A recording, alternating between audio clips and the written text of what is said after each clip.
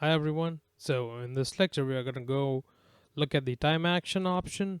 This is similar to the trigger action. The only thing is you have things based on the time. So at what time you want to do it, it basically looks at the GOT clock, and you can start an action based on the time of the day.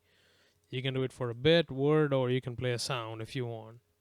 So here's what you can do. Start right value 0 in value, and if you do a word, let's say you do a D0, it's going to start with 0, end with a 0. So,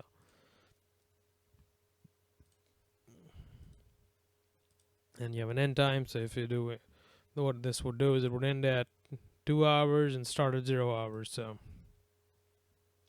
yeah, that's pretty basic. You can do some external controls with it, send stuff to the PLC, make sure your things are, or make sure this time action thing is triggered and it went through executed properly.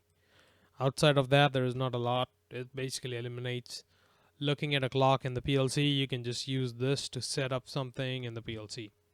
Makes things a lot easier, because if you want to do like a time-based thing in PLC, you have to go in and check for all these conditions separately like they are doing it here. So yeah, that's it. Yes, as far as the time action goes, and uh, yeah, I'll see you in the next lecture. Thank you.